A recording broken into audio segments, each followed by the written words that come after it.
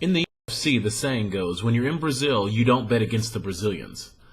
But for one Brazilian, that didn't necessarily hold true. This is the UFC 163 recap coming at you right now.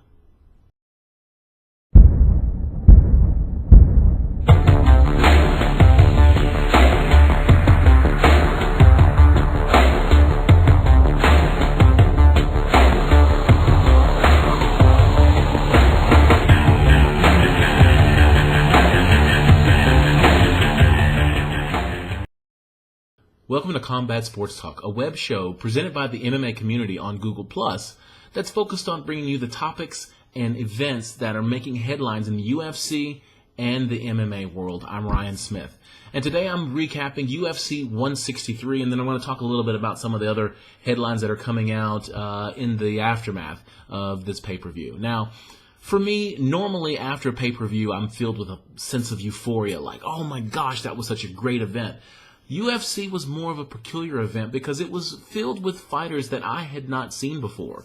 And so it was a big learning experience for me to get introduced to some of the new fighters that are out there in flyweight and some of the other weight classes that were presented to us on Saturday night.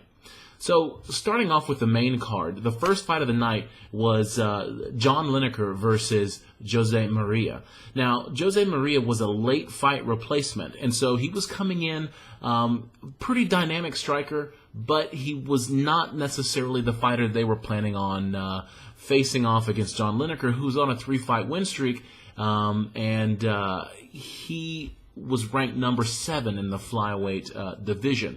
Now, when the fight started off, this thing started off really fast, both fighters going back and forth, and it looked like it was going to be a really explosive fight. I would say that I was leaning towards giving Jose Maria the first round. But when we came to the second round, it seemed as though all the emotion, and this happens a lot with fighters who are making their UFC debut. So when you're thinking about Jose Maria making his UFC debut, and also having been a late fight replacement, this doesn't bode well for him. And so really what it looked like to me is that when it came to the second round, he had spent his wad. He had totally gassed, and he had given everything that he had in that first round. Lineker, on the other hand, stayed focused, kept fighting forward, and he ended up landing this body shot that, the guys at the table where I was watching the fight, we were all looking at it saying, really, was that a knockout type punch? Was that a punch that would really take someone down? And then whenever he finished the fight in the second round with the strikes, the hammer fists, and the different blows that he was landing on Jose Maria, we were like, this guy could roll over. This guy could do more to protect himself. So the general sentiment at our table was that Jose Maria had gassed, and then he was like, get me the hell up out of here. And so a little disappointed about this fight.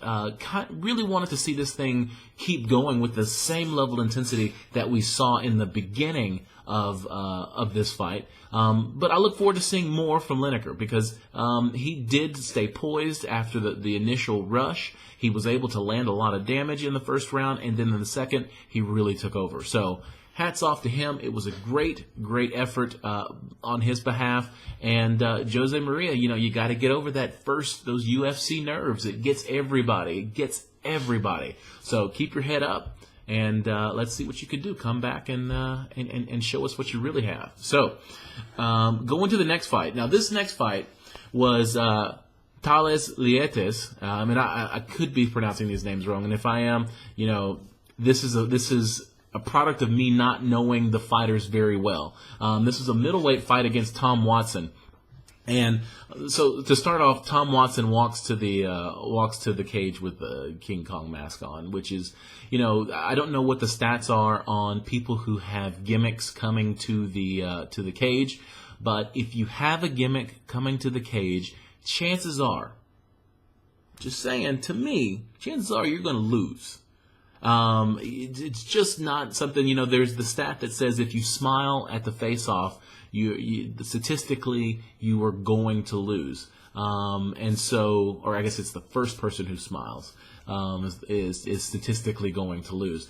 So Tom Kong Watson walking to the cage with a King Kong mask on probably did not bode well for his for the war gods, as John Jones likes to talk about. What can I say?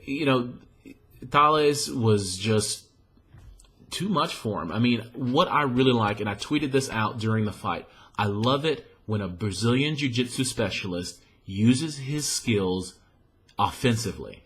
A lot of times a Brazilian Jiu-Jitsu fighter will try to strike with their opponent, and then if they get taken down, then they feel comfortable on their back, and they basically mitigate whatever damage they would take from ground and pound, and look for sweeps and things like that. The problem with that is that you don't score points for defense, and we're going to talk a little bit about that later on in the show. But if you look at the unified rules of MMA, that you don't score points for defense. So being able to avoid getting hit doesn't mean that you should score any points for making your opponent miss. It's expected. You're expected to not get hit. You're expected not to get submitted or taken down. That's what you're expected to do. So when you take someone down, when you hit someone, when you submit them, or at least put them in a threatening position, that's when you score points. And what I liked about this fight is that Thales walked right up to Tom Watson, put him up against the cage, took him down, and began working his Brazilian Jiu-Jitsu, working his submissions, trying to find ways to strike. And as the fight went on, and as the grind kept going, you could see how he was beginning to weigh heavily on Tom Watson. Now, I also tweeted out that I thought that Thales was going to gas. It looked like he had gassed by the end of the first round. So I thought that Tom Watson had an opportunity to kind of win back that second round. But, man, did Thales come back and just freaking smash Tom Watson. And this is where I was like, okay, head movement is important. You have to move your head. You can't just stand there flat-footed in front of your opponent and let him hit you in the face, because you will get busted up. And that's what happened. By the third round, Watson was just bleeding, and then he started fighting back, trying to, because he had to go for broke. He was already down 2-0. He lands big shots. Now they're both bleeding. I mean, this was like blood central. If I was a vampire, I would be salivating. There was so much blood going between these two guys. But it was clear that Watson lost this fight. So, this was a very impressive fight. I want to see more from Thales Leites. I know that I'm not saying that right. You guys help me with the pronunciation of that. I expect you guys who are watching to coach me up. But to Tom Watson, get some head movement, learn how to avoid getting hit, and don't wear the gorilla mask to the cage anymore. Let it go. Let it go. All right. The next fight was Cesar Ferreira versus Thiago Santos. Now, Cesar is a what's his name? He is a Vitor Belfort. Vitor Belfort is his mentor, and so this guy who is known as the Mutant, which is great, was going in there against Thiago Santos, and this wasn't very much of a fight. This was basically a beatdown. He walks in there and just smashes Santos, and I'm like, what? What is there left to say for this guy? Really exciting. He, had a really, really great showing. I look forward to seeing more from him. If Dana White and the UFC, they're not going to give Vitor Belfort another opportunity at least at Anderson Silva, should he win the belt back in December.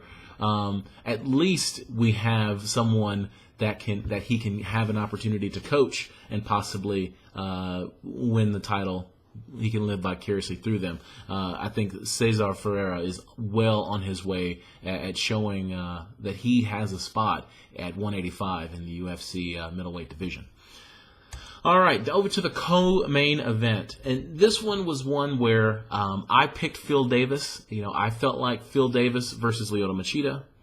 This is the one that caused a lot of controversy. This is what I was saying, that for one Brazilian, don't bet on Brazil. Don't bet against the Brazilians. Didn't work out quite so well for him. Now we know Machida's style is to avoid, is to move out of the way and really counterpunch, use his karate and who knew sumo background to really get in there and avoid punches, avoid getting hit, and then score points with flurries and possibly look for knockouts and things like that. Whereas Phil Davis, he's a Division I wrestler, and he's got decent striking, but the thing that makes Phil Davis so dangerous is his body. I mean, he's got these really long arms, not as long as Jon Jones, but they're Jon Jones-esque. He's tall, really long arms. He was enjoying a 5-inch reach advantage against Lyoto Machida, and I felt like if he could get his hands on Machida, bring him down to the ground, then we would see him win this fight. Now, when the fight started, what I saw Phil Davis definitely moving around, trying to get, into the range to hit Machida. Machida kept staying on the outside, staying away, and then landing big punches. And these were like onesie, twosie kind of punches, but he was landing, whereas Phil Davis wasn't landing. Lyoto Machida had a flurry of punches, which I know Chris Larondo said that he missed a lot of them. He did indeed miss a lot of them, but when there was so little action going on, there's not a lot that you can judge around on. If most of the time they're circling, they're throwing jabs and just kind of finding their range, then if something looks spectacular, like when Lyoto Machida had his flurry of punches, Phil Davis went down. His back was against the cage on the ground. He had to get back up. Lyoto Machida threw a knee trying to finish this fight. And so that has an impact. Even if he didn't actually land, it looked like, at full speed, it looked like he landed 3 or 4 of those punches. It really looked, at slow motion, when you actually got to look at it, it was more like 2 he landed, of about a 5-punch combo or something like that. He might have landed like 2 of them.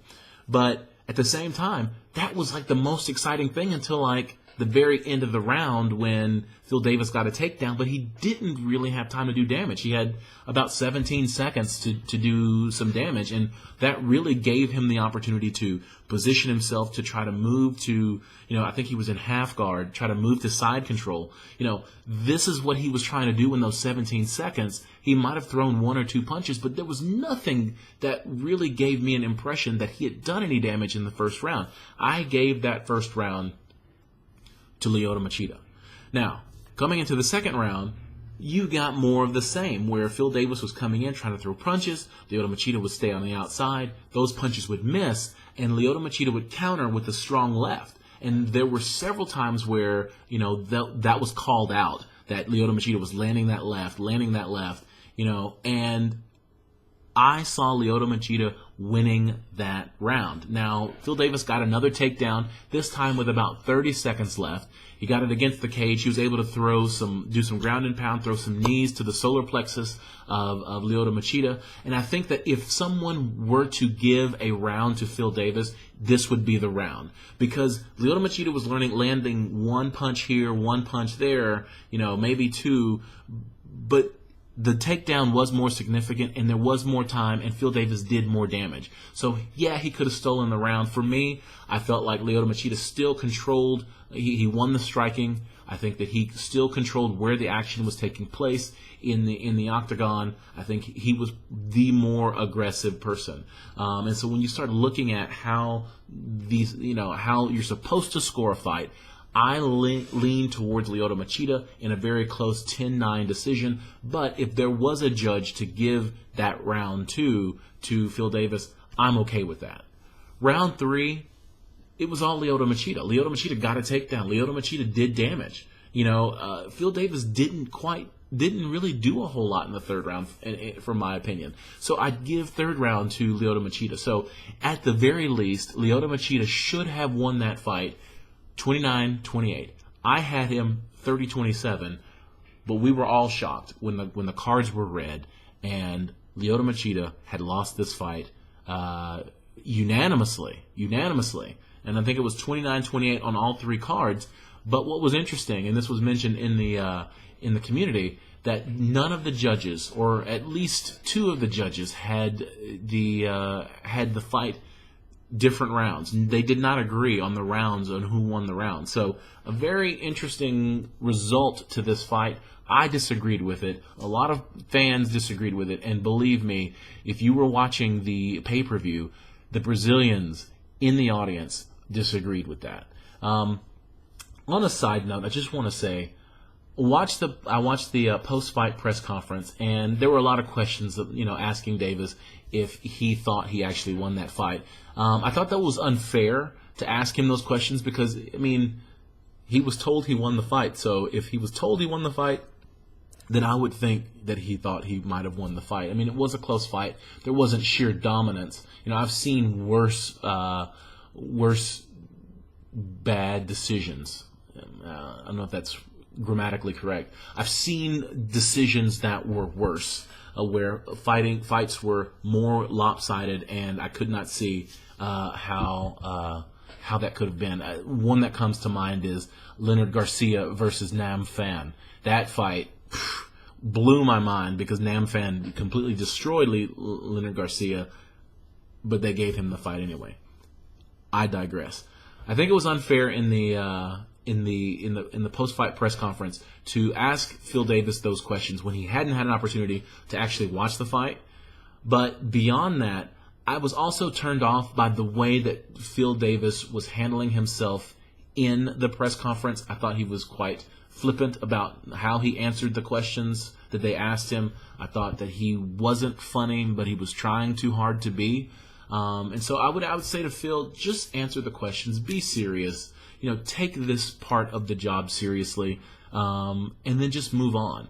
So, I'm getting off my soapbox, but yeah, for fighters, answer the question. Don't try to be funny. Don't try to make jokes, and really don't act immaturely.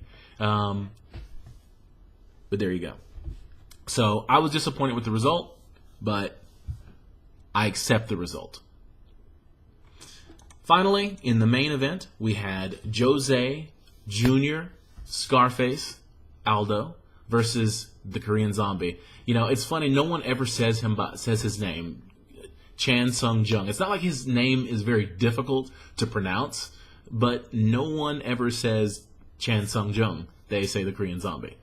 And this fight I was really excited about. I actually chose Chan Sung Jung because I felt like Jose Aldo, although he is a dynamic striker, what still weighs heavily on my mind is the Mark Hominick fight, how he had dominated Mark Hominick through the first 3 rounds, allowed Mark Hominick to come back in the 4th, and then did not really pose much of an offense of any sort in the 5th round. And so it brought into question Jose Aldo's ability to have cardio that can carry him through 5 rounds. When you're such a dynamic striker like Jose Aldo, you don't have a lot of fights that go that deep, so you don't necessarily have to put that energy in those stores to be able to pull that out if you need to go there. So it seemed like to me, for the Korean Zombie, that was the strategy. Survive the first 3 rounds, try to steal round 3, and then come out in 4 and 5 looking to gas out Jose Aldo and hopefully pull out a submission, because this guy, his ground game is top shelf. So Jose Aldo, on the other hand, super fast, super strong, unbelievable strikes. That was his game, and he wants to finish this fight early. Looked like he was going to do that. Chan Sung Jung just kind of sat there, and it was really annoying to me to watch him just sit there and just wait for Jose Aldo to kind of pick and choose when he was going to engage. When you have a dynamic striker like Jose Aldo, you really need to try to get his heart rate up and get him moving and get him trying to get out of the way, because that will pay off dividends in the late rounds. But Chan Sung Jung showing a lot of respect for Jose Aldo, just kind of sat there and let Jose Aldo pick and choose, throw those combos, move around the ring, and just impose his will in the first couple of rounds. I still have to say that Zombie did a good job not taking too much punishment. He definitely wasn't. He had a little bit of a mouse under his eye, by the time we got into the getting into the fourth round.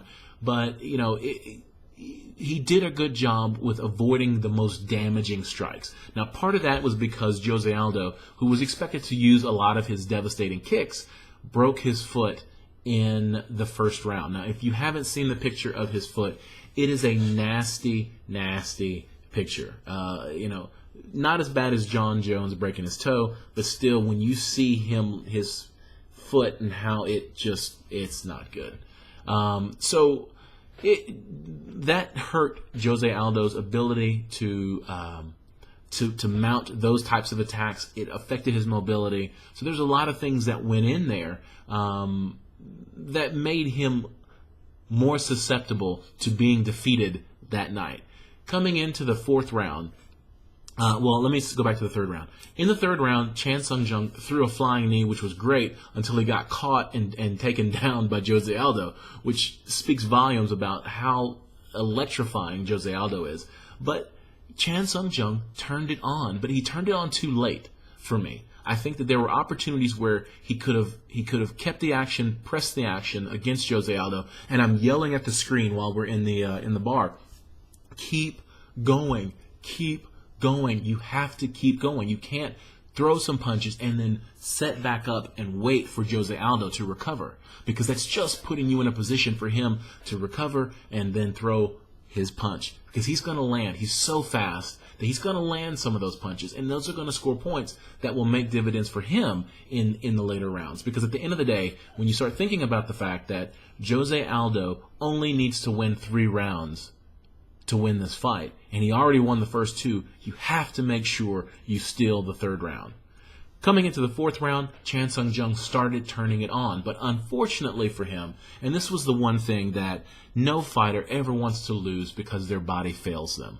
I would rather, if I was a fighter, I would want to be beaten by my opponent, not by the fact that when I threw a punch, it landed wrong, and in the action, it dislocates my shoulder. Now, I have to say that much respect to both of these fighters, because Jose Aldo, who broke his foot in the first round, fought for 4 more rounds. He fought for 4 rounds on a broken foot, and then Chan Sung Jung, after his shoulder dislocated, and it's hanging, his shoulder's hanging, he's sitting there, Aldo's coming at him, he's sitting there trying to put his shoulder back in the middle of the fight. Any normal person, I think that I'm a normal person, any normal person would just say, wait, I'm injured, shoulder's dislocated, let's stop the fight. Chan Sung Jung, much respect to him, tried to put his arm back in place in the middle of a fight against one of the most devastating strikers in the UFC. Let's just say it didn't work out well for him. Jose Aldo kicked him in his arm that was already dislocated like twice, and then took him down, and then beat him up, and then finished the fight. Maybe you call it a mercy killing. I don't know what you'd call it, but, it was still a good fight. I think the Korean Zombie had a good game plan. I think the third round made it problematic for him to be able to execute it and win. But I think that the blueprint is out for Jose Aldo. Take him into deep waters, into the later rounds, and then when he's gassed, you have to try to finish him there. Now, finishing Jose Aldo is a very difficult task, but it's one that I think is possible with a submission-type victory or something like that. So there it is, UFC 163, the recap. Like I said, it was a peculiar card because there were a lot of fighters that were not as well known, and unfortunately for me, not easily pronounceable names. But at the same time, I think there was a lot of action. There's definitely a lot to talk about. I didn't feel like I had wasted my time watching that card. So hats off to UFC, another well-made card, and I look forward to the next one that's coming up. Now, in other news, of course, we had the UFC was also going around doing their world tour promotions for the last couple of fights of the year. One of those fights is getting a lot of attention, and that is Miesha Tate versus Ronda Rousey 2. Now, this was supposed to be Kat Zingano versus Ronda Rousey 1, but because Kat Zingano got hurt, Miesha Tate got the opportunity, and she was a coach on The Ultimate Fighter, and is now getting a title shot in December as the co-main event on the December 28th card. So we have heard a lot from Ronda Rousey, and today we had a Google Plus hangout where Ronda Rousey actually got to take some questions from some of the people in the media. Unfortunately for us Google Plusers out there, we didn't get any of our questions answered, even though we submitted a ton of them, but I'm not bitter because I learned a lot about Ronda Rousey. Here's a few things that I learned about her that I think are noteworthy. One of the things that I've given her a lot of slack about is the fact that I feel like she's not using her platform to really push a lot of the issues that I think are important to young women. But I got to hear about one of the things that she did, which was when she did the Maxim photo shoot. She came into that photo shoot without dieting. So she actually was, for lack of a better term, heavy. I think she even says she came in there weighing about 150. If you think about it, she fights at 135, walks around at about 143 or so, 144. She came into that photo shoot at 150 just to show that she has, good body image and good self-image, that when other women should have that. And so for that photo shoot, she came in there, a normal person. And I think that that's great. I respect that because that's her using her platform.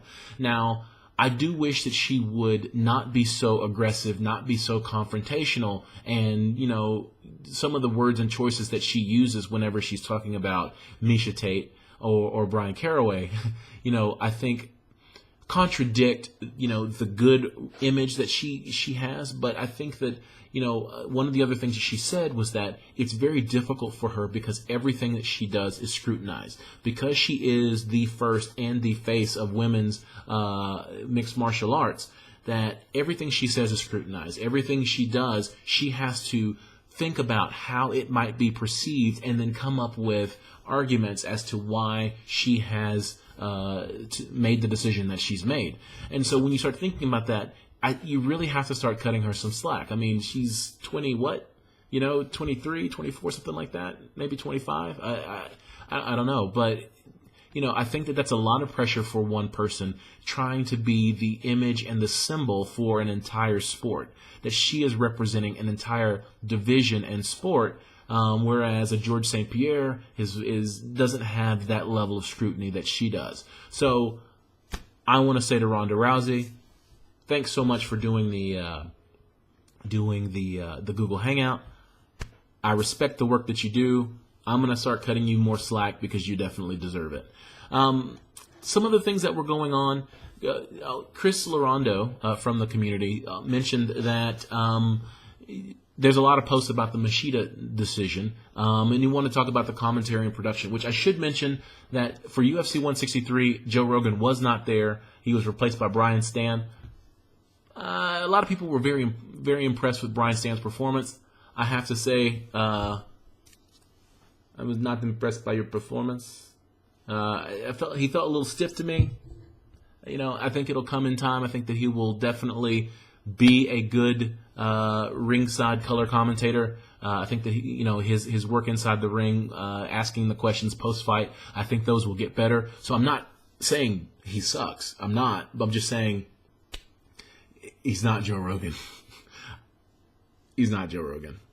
But he said that going back to Chris's comment, he mainly saw in the main event, they only showed Jose Aldo's offense and showed nothing of what Jung did. Is he the only one who saw this? And this is probably talking about between rounds. They're probably showing a lot of the highlights and really not showing what Jung has done. And possibly was this, a bias or of some sort. I don't think so. I really think if we're talking specifically about Jose Aldo and that fight, the first or second round, it was really all Jose Aldo. I mean, he was putting on a striking clinic out there. yeah, Chan Sung Jung was actually landing some punches, and he was a combatant in this event. But I think that the more quality strikes, the speed and the power that Jose Aldo was exhibiting was really more noteworthy in the first and second round than what Chan Sung Jung did. I think when you get to the third round, he did land that flying knee. I think he tried to throw another one in the fourth. Those are things that actually I think got highlighted and got talked about. But I don't know. I don't feel like there's any type of conspiracy or anything going on there. Not that he was suggesting that there was, but I'm just saying I don't think that anyone was showing any bias that night. Bad Boy Europe, he's one of our active contributors on the community. Asked if we think that MMA fighters are good role models, and I think this also goes back to what we were saying about Ronda Rousey. I think that you can't make the blanket statement that MMA fighters are good role models, because then you have Mayhem Miller out there and some of the other whack jobs that, really show that there are crazies in this sport. But when you look at people like John Jones, I think that he is a good role model. The one black mark is his drunk driving accident. But I think he's a good role model. I think that he's laid back. I think that he limits the amount of trash that he talks. The only thing that always sticks in my craw with John Jones is that he feels like he needs to say something eloquent when something eloquent doesn't need to be said. Most recently, the comments about the war gods punishing Anderson Silva for abusing his talent. This is commentary that I don't think John Jones needed to make, and even if he did, he didn't have to say it in Confucius speak. He damn near sounded like Yoda. John Jones, be yourself. Be yourself. Just say, Anderson Silva shouldn't have showboated. He got beat, and move on. You don't need to wax eloquently about the war gods. On the other hand, I didn't feel like Ronda Rousey was using her platform in a way that really promoted things that I think are important for women in mixed martial arts, which is self-body image. But I learned today that she is actually doing that.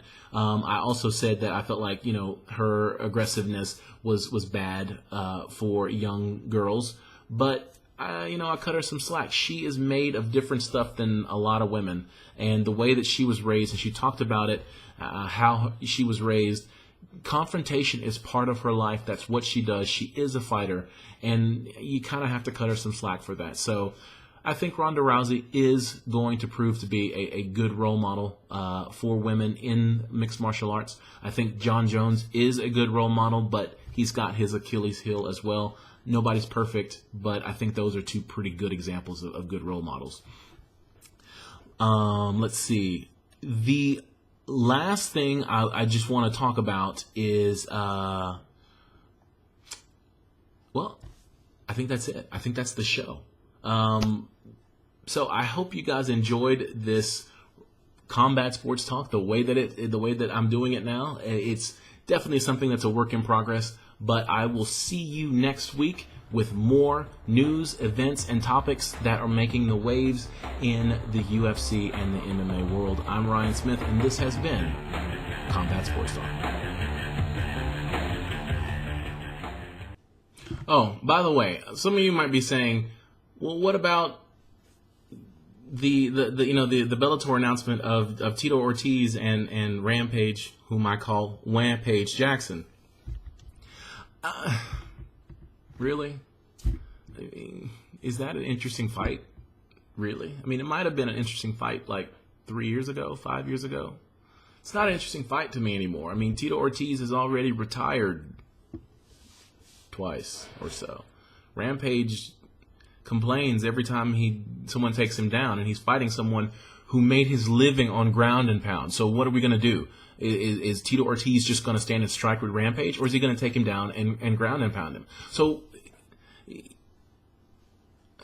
it's really not that interesting a fight to me, other than the fact that these are two guys who once held the light heavyweight championship in the UFC at various times in the past. But it just doesn't seem like a very interesting fight to me.